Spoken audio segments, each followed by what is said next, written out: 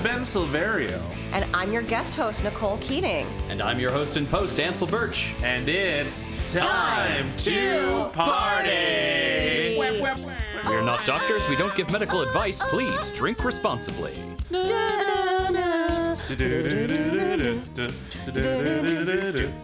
Never actually ever learned that dance, which is shocking. Good really? for you. Yeah. I feel like as a teen girl in that time period, everyone knew that dance. Everyone knew the "Oops, I Did It Again" dance.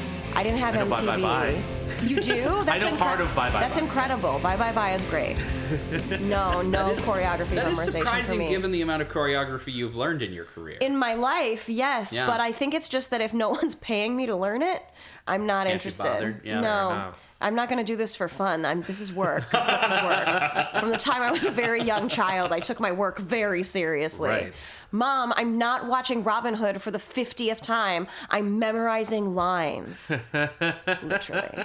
Welcome, party people, to another exciting installment of Time to Party. We have a very fun guest host this time. Me. Hello. Hello, I'm so excited to be here to review this fine cinematic achievement, dare I say, and a true contribution to the time travel canon. Yes.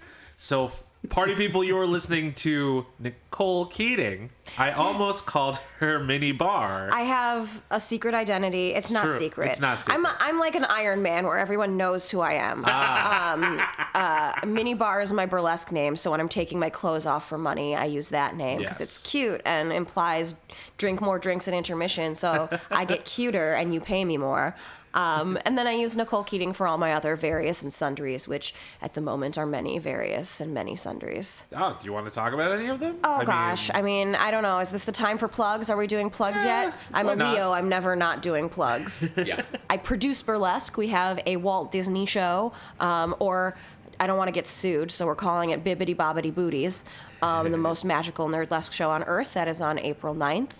And then we also have a show on April 26th, I believe, at Redline VR. All of it's nerdy, all of it's fun in that respect. And then I was just telling Ansel before we began that I'm currently writing a web series based in Dungeons and Dragons. Think a little bit like The Good Place, but in a fantasy setting. Ooh. Not that they're not in a hellscape, just that style of ensemble comedy. Gotcha. Cool. Yeah, that's actually one of the reasons why we know each other. Yes. Because of Crescent Moon Nerdless. Crescent Moon, and we worked together. You were our fabulous marketing Thank director, you. lead or something for one of our shows. And it was great because Ben has lots of different skills, but one of those skills is marketing. So Yeah, surprisingly. I came in this is a LinkedIn podcast, right? We're talking about our professional just- achievements. absolutely, yeah, yeah. that's all that's happening. This is 100%. we're just listing our CVs. Right, we're just going to talk about how Jennifer Garner works at a magazine. Yeah. Mhm. Like after this. Nothing Nothing else about this movie is important. No, she works in a magazine. That's it. That's all we need to Mark know. Ruffalo is a photographer. Very serious Mark business. Ruffles. No. We are very serious here at Time to Party, right, Ansel? That's Academic, right. truly, That's right. truly. Deep lore. I mean, that's why we keep you around with the beard, because it makes us more distinguished, dignified. Yeah. It gives the history that we talk about an air of authority. I am the authority. And you know you can hear his beard in audio can. form. So It rustles. I have to. Glorious listeners. Mark Russell's. Glorious. You can't rough the gruff. If you're listening on release day, then Bippity Boppity Booties is actually this coming Saturday. Yes, this coming Saturday, April 9th. Do it. Be there. I'm going to be Ariel. That is at the Newport Theater in Chicago, Illinois, in Wrigleyville. The purpose of the first episode of Time to Party typically is to share some drinking and smoking rules with you, the audience, so that you can watch or rewatch the movie that we're talking about this month, which we didn't even really say what it was haven't. yet. That- We So, definitely let's- hinted, and I swear if you don't know what it is by now, it's probably also in the title of the episode, but if you don't know what it is by now, it is the girlhood coming-of-age classic, 13 Going on 30.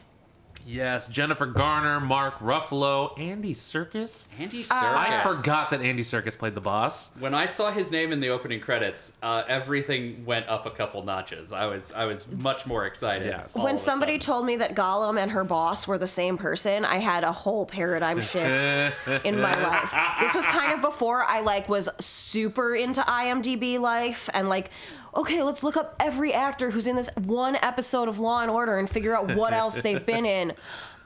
So this was not before I recognized actors really, and I was like, no, that's that little guy from Lord of the Rings, that little guy with the little diaper and the loincloth, and now he's kind of attractive doing his thriller dance. I don't understand.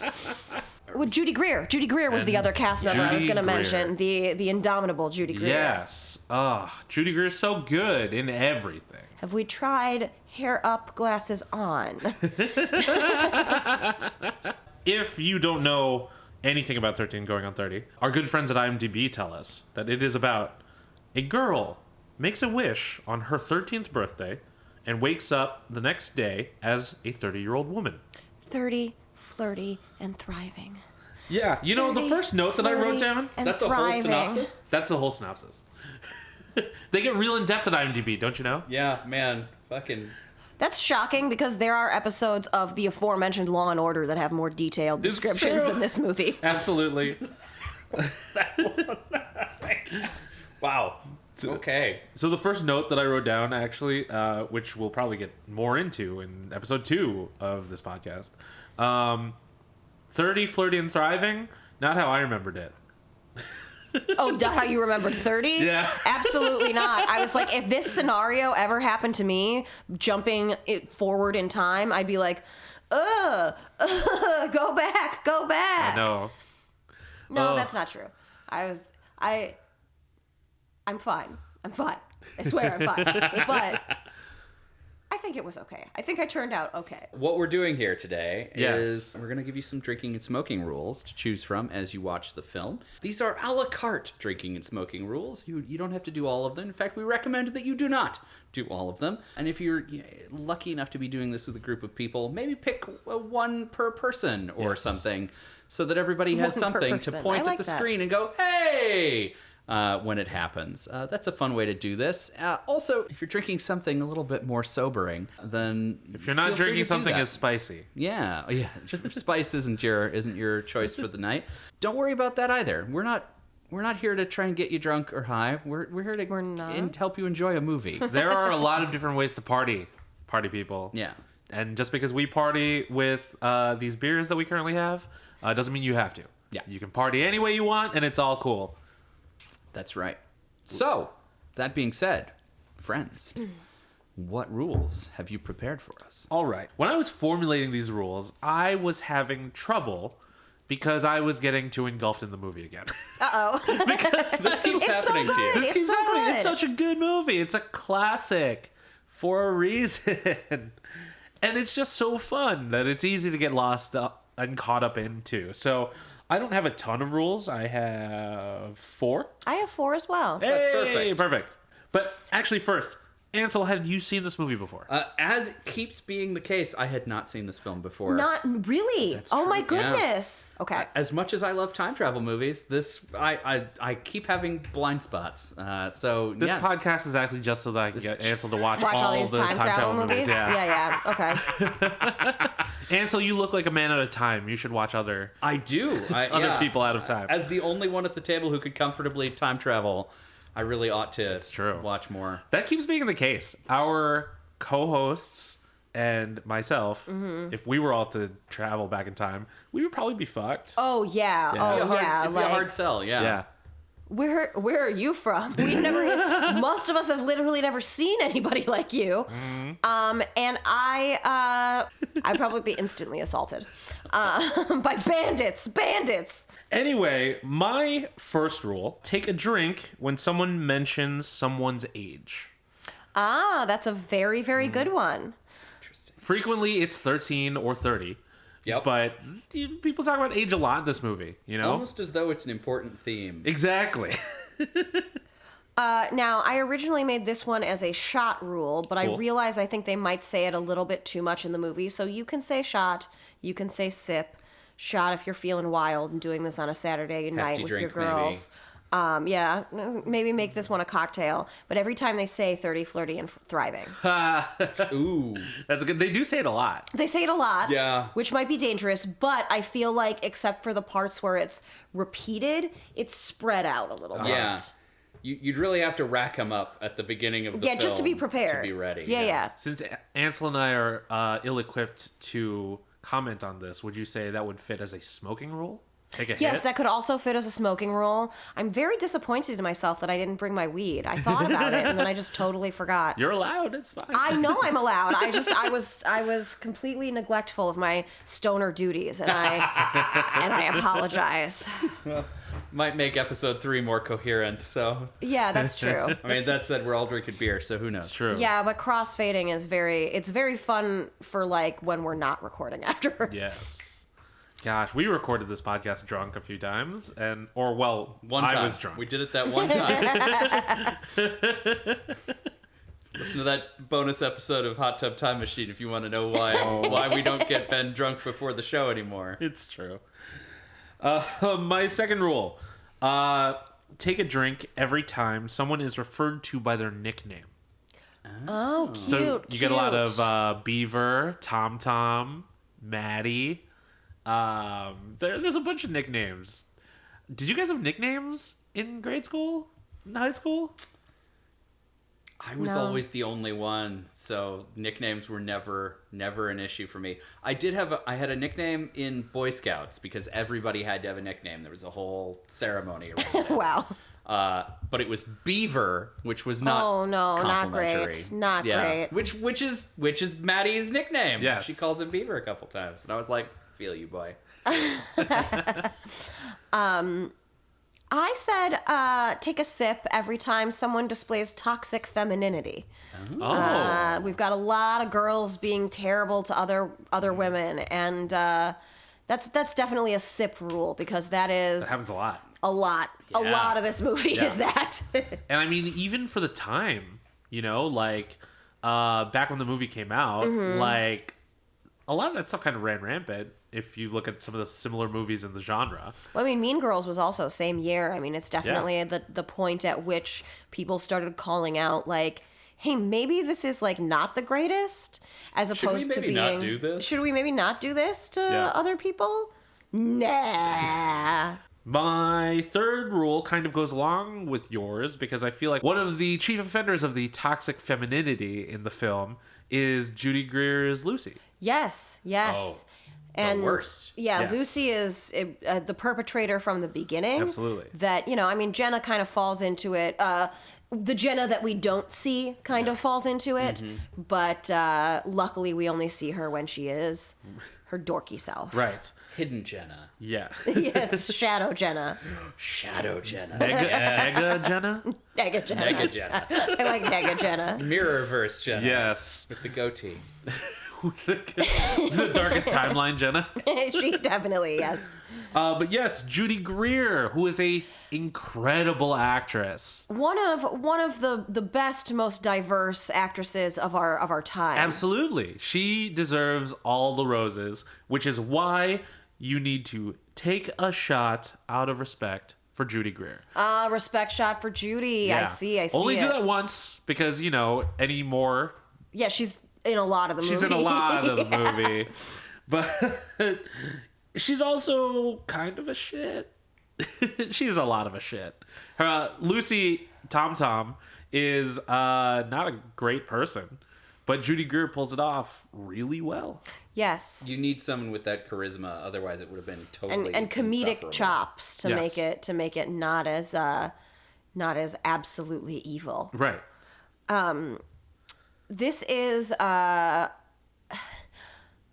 guess this rule is for people who wear dresses only, but I guess it applies to anybody if you want to say that you saw a cute outfit. But anytime somebody on specifically Jenna, every time Jenna wears something that you have worn in the past, Okay, all right. and that would be a sip. which because that's every outfit she wears.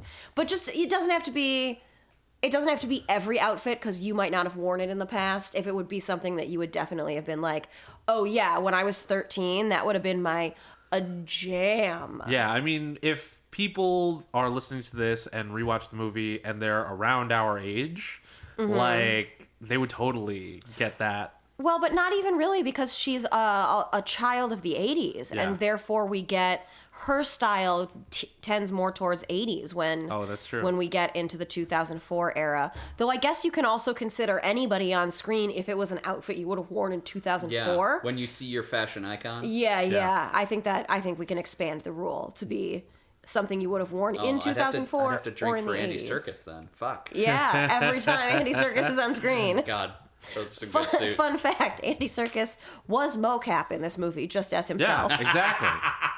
This is where he perfected it. Truly. I just learned on IMDb that apparently Judy Greer is in Planet of the Apes. Yes, she is. Because Andy Serkis recommended her. Oh, that's so sweet. Probably I love it from when this they're project. I just Into love it. it when they're friends in real life. Right? Like, I was going to call him Steve Rogers. Chris Evans with a lot of his former cast members. I would have known. You know, Steve. Yeah. Yeah, Good old Steve Rogers. you know, the Comes guy... highly recommended. The guy who is enshrined behind me, kind of. Betwixt Largely, yes. betwixt two large pieces of flatware. Yes. The Renaissance fork and spoon, I believe. People were bigger back then, you know. Yes, they were taller. Oftentimes you hear smaller, but that was the Middle Ages. By the Right. Renaissance, humanity was It's giant. a big bell curve on the Yeah. size charts. But yeah, shout out to all my Filipino homies with a big fork and spoon in their house. I Is that a assumed- thing? That is a thing. I thought that was Warwick's Ren Fair fork and spoon. But these are. I think his were do see a considerably lot of- larger, right? I think they were similar size. Oh, were they? I think I it's just imagined him with a giant, like, my spoon is too big. always Be amazed how many of those are floating around the Renaissance fairs. Yeah. giant flatware. Yeah. Why did we? Because they you were nail so them big to a back pub then. and everybody goes, oh, okay, yeah, sure. Yeah, got it. Same with you know those like terrible 70s plates that have like Oh, bas relief of a I love Henry those VIII plates. carrying tankards Those or whatever. plates are so disgusting, and I love them They're the so worst. much. I've got a pile of them. It reminds me of that episode of Lower Decks, where Oh, void, The Tom the Paris commemorative plate. void plates. Yes. Yes. Yes. Lower Decks is my favorite track. But yes, But I'm newer into the fandom as opposed to you two. Hey, that's a good place to come in though. Lower Decks is the best of the modern treks. I will give you that. Yeah. But we might have to fight later. It's a tight run, but yeah, I'll give you that. Yeah. I will be honest, I'm a shill and I love all of it. I will watch Oh, all of absolutely, it every minute, absolutely. all the time. I was Picard telling is so good. I was I haven't watched the second season yet. We'll get there. You'll get there. I've seen the first 3 episodes. Okay, cool. Yeah, you bastard. I was telling Ansel. Is there gay shit with what's her name in the other one, or does that fizzle out after that? Oh, I thought you were gonna. No, that's disco. No, the at the end of Picard, Seven Oh, of yeah. They Nine, teased and it. Yes, that is referenced. Emmy Melissa Warner from Raffi, right? yes, Raffi. Raffi. Yeah. I was like my third Law and Order reference for the night. They yes, were holding it's hands. referenced in episode 1. Okay, good. So it's Yeah, at least because episode 2 least kind of acknowledged. stuff happens, Okay, so they're preoccupied. all right. shit goes down pretty quick. On Yes, this. Cool. it's true. I was telling Ansel before that he's the only one that I can really talk to about Picard, because our other friends who are into Star Trek aren't super into it. Hate Picard, yeah. Stella Cheeks. There's such Not a gonna name narrow any band names with with Stella. I think I just keep name dropping her to see if she listens. She does. She does listen, but she hasn't called me out yet. I do keep editing it out. Oh, that's why. Well, now you gotta Hilarious. keep editing it. Yeah, because now it's not a joke. It's We'll just do a weird super call out. cut of That's a great idea. A super cut of every time. all the times we've brought up Stella. We were thinking of you. We just didn't want to call you out. Right. So my last rule: take a drink every time someone mentions poise. Ah. Yeah. Mm, When you were Jenna's original age, 13.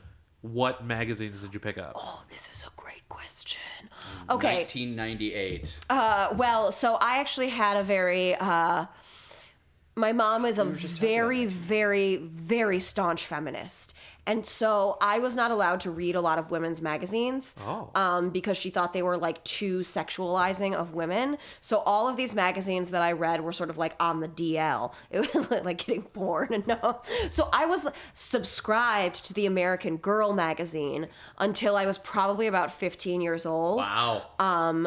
Which I did read and I did like because I'm still an American Girl stan. But I would, buy I got in trouble when I was 14 for buying a copy of 17 magazine. And she's like, "You are only 14." And I was like, "But you know that it's all written for younger women. Like, That's not the 17 is point." written for teens, younger teens. Yes. Like, Cosmo is written for women in their early 20s who don't know what sex is yet. Like, they're all Did for your mom younger... not have the talk with you? Here's Cosmo.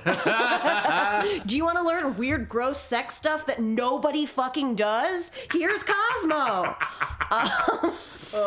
See also Maxim and FHM. Or like, "Dear Penthouse, it Dear happens Penthouse. to me. I would love to write one of those letters and just go completely bananas. How to set bad expectations. Here we go. Yep. But I definitely snuck some 17s for like sleepovers and stuff. Probably like Teen Vogue, 17. It was a lot of the teen magazines. YM. Do we remember YM? No. Oh my God. It doesn't exist anymore.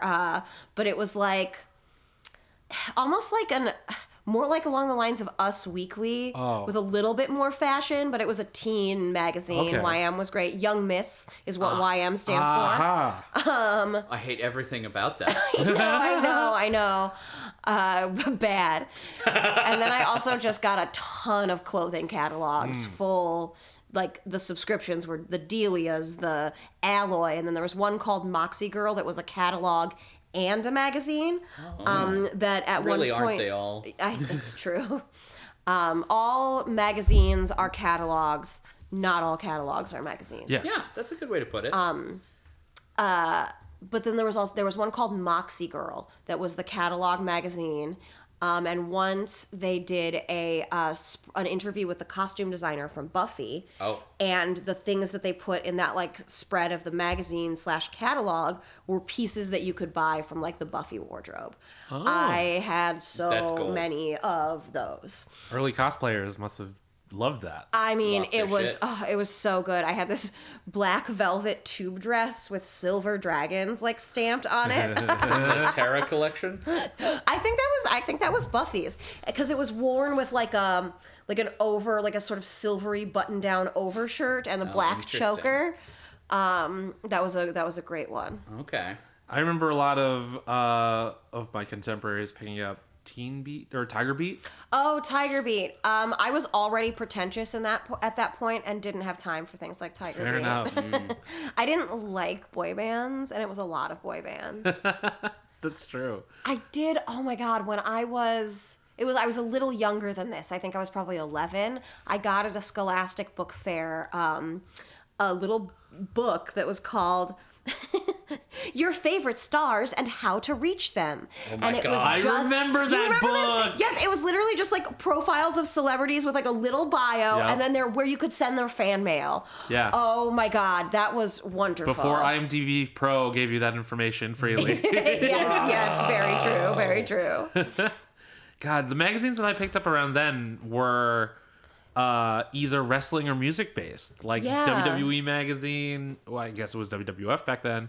They had a second, more spicy magazine, I guess, because they had like hardcore match pictures and stuff in there. Oh, okay. But also very scantily clad women. Yeah. Which all was wrestling. That was raw. when China was queen, right? Yeah, absolutely. And Sunny was the most downloaded woman on the internet for a little bit. Back in the days when you had to download your porn pictures. It took 5 minutes to get one photo. Come on, The come dial-up on. noise. Yeah. Yes, oh, classic. Yeah, but I was big into Rolling Stone and alternative press because at the time like William Miller in Almost Famous, which was my favorite movie at the time, I wanted to be a music journalist. Legit. It's a great movie. I moved on to entertainment journalist as a broader title, I guess, but I still kind of kept to that, you know? Yeah. I do similar things. Yeah, I similar. haven't toured with a band or anything like that. I mean, would you want to, especially after seeing Almost Famous? I'm like, this sounds horrible. Yeah, it's a shit show. Does not sound like a victory. Right. No, not a professional victory. I even remember when I first discovered Kerrang!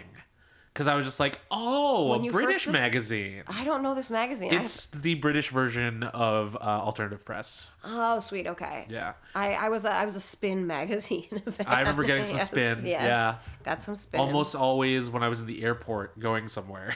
And like I told you, I was kind of pretentious. So like our like big fun weekend shopping trips would be down to like Belmont and Clark to get like our punk rock clothing and our Spin magazines.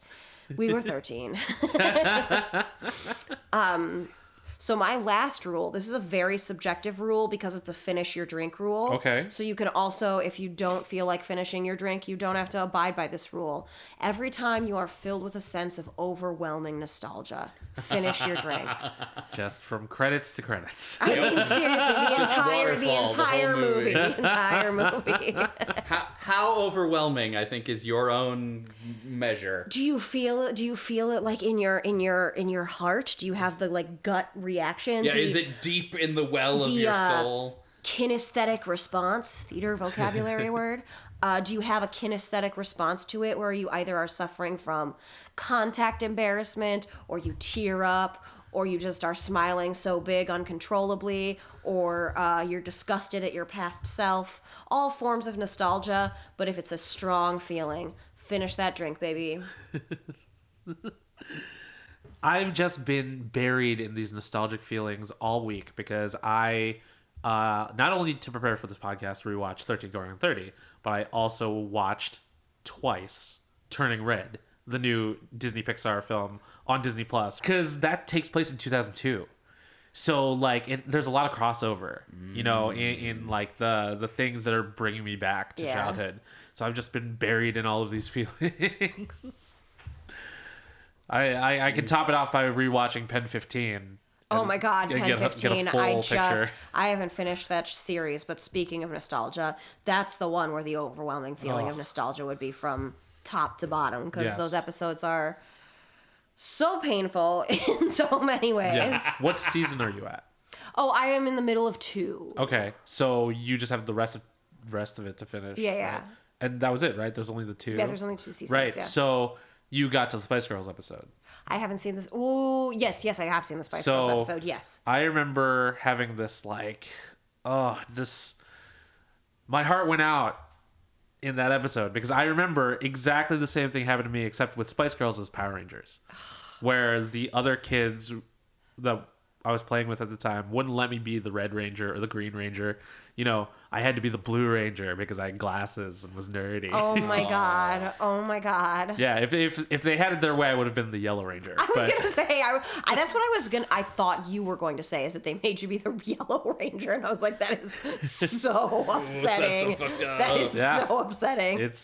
It's a real thing. And if I ever meet Anna and Maya, I will absolutely bring that up and just be like, I feel that. I feel that so hard. So hard. That show is so good. Oh my God, that show is perfect. The Power Rangers? Yes. Absolutely. I mean, I got Power Rangers right there. That's true. When I was a little girl, I was 6 years old, and I went underneath our dining room table, and I would draw underneath our dining room table. And one of the things I drew in Sharpie was Nicole plus Tommy forever. Yes. I've been obsessed with the Green Ranger. I love that guy. I've seen him at conventions, of course, but like... Oh, Jason David Frank is a character. He's a convention king. Does he know that he was a sexual awakening for so many? He has to. He's got to. I'm He sure has people to, have but told him. I don't. He seems like the kind who might not go to his head. He might brush it off and be like, "That's stupid and corny," and I love it.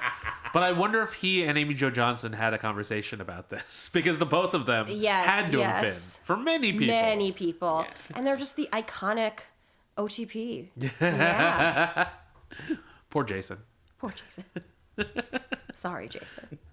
I remember when he got to wear the Green Ranger's like gold like shoulder pad thingy. He was so and he was proud. so cool for a minute Oh, poor until he had to take it off.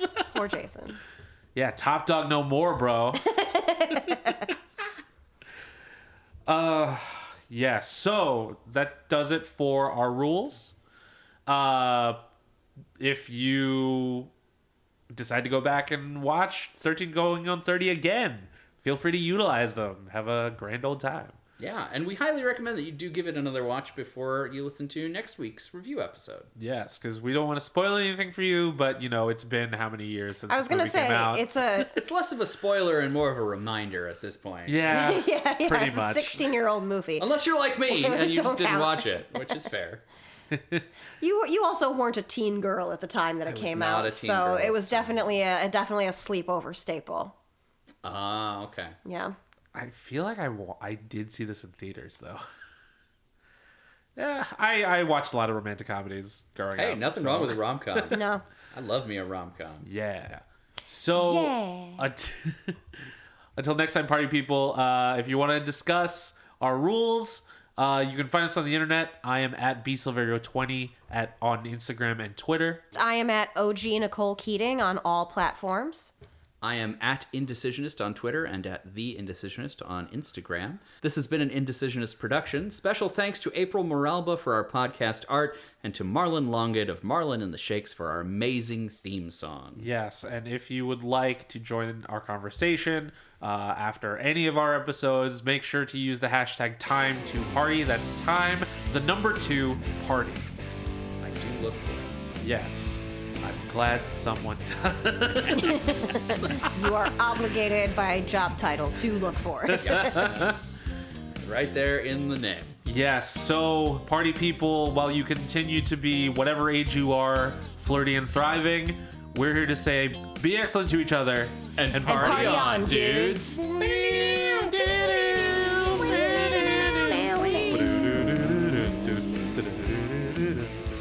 I don't know why I picked the bass line. Slap the bass, slap the bass. The bass. It's like smoke on the water. Of course you do the bass line.